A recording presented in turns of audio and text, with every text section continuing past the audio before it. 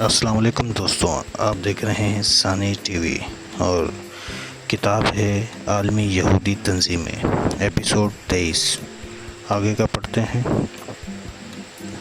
عوام کا طبقہ جو ہماری خفیہ تنظیم میں شامل ہونے پر خوشی سے آمادہ ہو جاتا ہے وہ ہے جو محض اپنی بزلہ سنجی کے زور پر زندہ رہتا ہے۔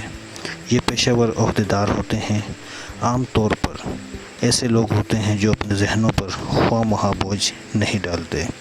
ان لوگوں کے ساتھ معاملہ کرنے میں ہمیں کوئی دشواری نہیں ہوتی۔ ان لوگوں کو ہم اپنی یاد کردہ مشین میں چابی دینے کے لیے استعمال کریں گے۔ اگر دنیا میں کہیں ہیجانی کیفیت پیدا ہوتی ہے تو اس کے معنی یہ ہوں گے کہ ہمیں عوام کے اتحاد میں درار ڈالنے کے لیے تھوڑا سا جھنجھوڑنا پڑا ہے، لیکن اگر اس دوران میں کوئی سازش جنم لیتی ہے تو اس کا سربراہ سوائے ہمارے کسی معتبر گماشتے کے اور کوئی نہیں ہو سکتا۔ قدرتی طور پر ظاہر ہے ہمارے علاوہ کوئی دوسرا فری میسن سرگرمیوں کی سربراہی کا اہل نہیں ہو سکتا، چونکہ صرف ہمیں ہی اس کا علم ہے کہ کدھر جانا ہے اور ہم ہی ہر سرگرمی کی منزل مقصود سے واقف ہیں، جبکہ غیر یہودی اس سے قطعی لا علم ہے۔ وہ تو یہ تک نہیں جانتے کہ کسی عمل کا فوری رد عمل کیا ہوگا۔ عام طور پر ان کے مد نظر ذاتی نہ کہ وہ وقتی تسکین ہوتی ہے جو ان کی رائے کے مطابق نتائج حاصل کرنے پر ملتی ہے۔ وہ یہ نہیں سوچتے کہ ان کا بنیادی خیال ان کی اپنی اختراع نہیں تھا، بلکہ یہ خیال ہم نے ان کے ذہن میں پیدا کیا تھا۔ غیر یہودیوں میں علاجوں میں شامل ہونے کا محرک یا تو ان کا جذبہ تجسس ہوتا ہے یا یہ امید کہ وہ حکومت کے خوان نعمت سے خوشہ چینی کر سکیں گے۔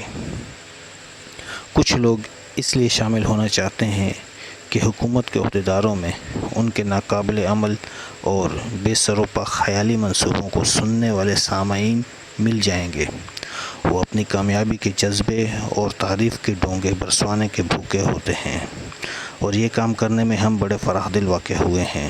ہماری ان کی ہاں میں ہاں ملانے کی وجہ یہ ہے کہ اس طرح ہم ان کی اس خود فریبی کو جس میں وہ مبتلا ہوتے ہیں استعمال کرنا چاہتے ہیں۔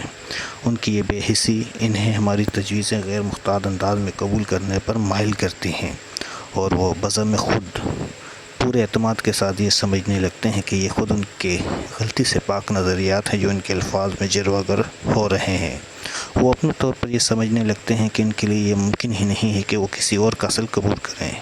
آپ اس کا اندازہ نہیں کر سکتے، غیر یہود کا ذہین ترین آدمی بھی خود فریبی کے جال میں پھنس کر کس حد تک غیر شعوری سادہ لوہی کا شکار ہو سکتا ہے، اور اس کے ساتھ ہی اسے ذرا سی ناکامی پر بدل کیا جا سکتا ہے، خواہ اس کی ناکامی کی نوعیت اس سے زیادہ کچھ نہ ہو کہ اس کی تعریف میں ذرا سی کمی کر دی جائے۔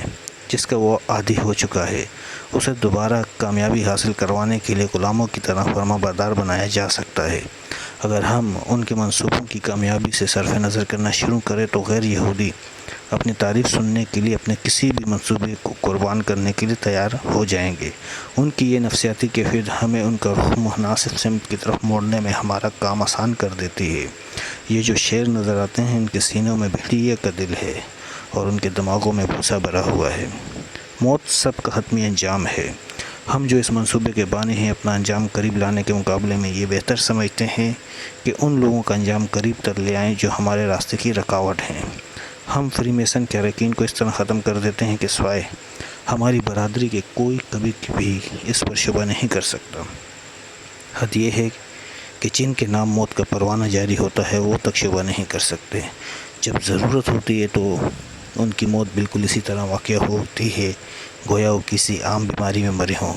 یہ معلوم ہونے کے بعد برادری کے اراکین تک احتجاج کرنے کی جرات نہیں کر سکتے۔ یہ طریقے استعمال کر کے ہم نے فری میسن کے درمیان سے احتجاج کی جڑیں تک نکال پھینکی ہیں۔ 15ویں دستاویز فری میسن کا مقصد اور سمت، صفحہ 37۔ اس سے آگے کا انشاءاللہ نیکسٹ ایپیسوڈ میں پڑھیں گے، اور آپ سے گزارش ہے چینل کو سبسکرائب کریں، لائک کریں اور زیادہ سے زیادہ شیئر کریں۔ شکریہ۔